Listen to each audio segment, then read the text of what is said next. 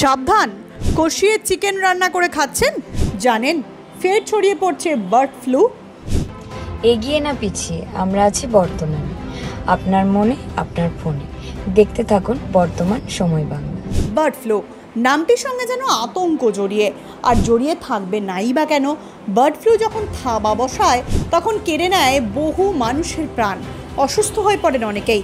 ভাবছেন হঠাৎ করে কেন এই বিষয়ে বলছে, তবে কি আবার থাবা বসাচ্ছে বার্ড ফ্লু? হ্যাঁ, ঠিকই আশঙ্কা করেছেন, ফের বার্ড ফ্লু এর প্রাদুর্ভাব দেখা দিয়েছে। জানা যাচ্ছে ইতিমধ্যে H5N1 ভাইরাসের প্রাদুর্ভাব দেখা দিয়েছে কেরলের আলাপ্পুঝার দুটি পঞ্চায়েত এলাকায়। রিপোর্ট জানার পর কেরলের স্বাস্থ্যমন্ত্রী বীণা জর্জ পদক্ষেপ করেছেন। জানা যাচ্ছে পরিস্থিতি মোকাবিলায় স্বাস্থ্য বিভাগের পরিচালককে 2023 সালের কেরল জনস্বাস্থ্য আইনের অধীনে যথাযথ ব্যবস্থা নেওয়ার নির্দেশ দিয়েছেন তিনি। পঞ্চায়েত স্তরের কমিটিগুলোকে পরিস্থিতি মূল্যায়ন এবং প্রয়োজনীয় ব্যবস্থা বাস্তবায়নের দায়িত্ব দেওয়া হয়েছে। স্বাস্থ্যমন্ত্রী জোর দিয়েছিলেন যে যদিও বার্ড ফ্লু এখনও রাজ্যে মানুষকে প্রভাবিত করেনি, তবে একটুও যাতে ব্যাপক আকার ধারণ করতে না পারে সেদিকে লক্ষ্য রেখেই অগ্রিম সতর্কতামূলক পদক্ষেপ করা জরুরি। ইদাথবা গ্রাম পঞ্চায়েতের 1 নম্বর ওয়ার্ডে এবং চেরুথানা গ্রাম পঞ্চায়েতের 3 নম্বর ওয়ার্ডে হাঁসের শরীরে থাবা বসিয়েছে এই ভাইরাস। আক্রান্ত হয়েছে হাঁস, মুরগি। ভোপালের একটি ল্যাবে পাঠানো লক্ষণীয় হাঁসের নমুনা পরীক্ষা করার পর তা নিশ্চিত করা হয়েছে। জেলা কর্মকর্তারা অ্যাভিয়ান ইনফ্লুয়েঞ্জার উপস্থিতি নিশ্চিত করে বলেছেন বলেই জানা গিয়েছে।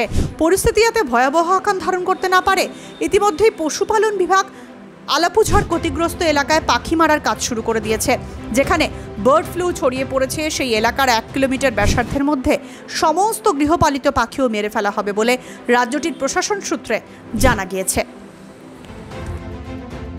বার্ড ফ্লু নামটির সঙ্গে যেন আতঙ্ক জড়িয়ে, আর জড়িয়ে থাকবে নাই বা কেন।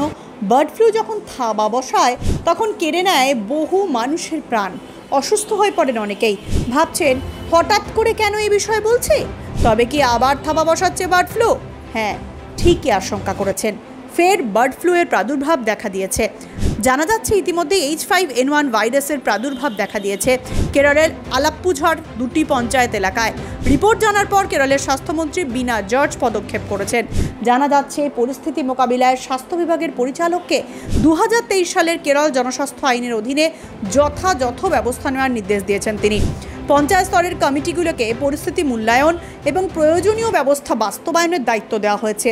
স্বাস্থ্যমন্ত্রী জোর দিয়েছিলেন যে যদিও বার্ড ফ্লু এখনও রাজ্যে মানুষকে প্রভাবিত করেনি, তবে একটুও যাতে ব্যাপক আকার ধারণ করতে না পারে সেদিকে লক্ষ্য রেখেই অগ্রিম সতর্কতামূলক পদক্ষেপ করা জরুরি।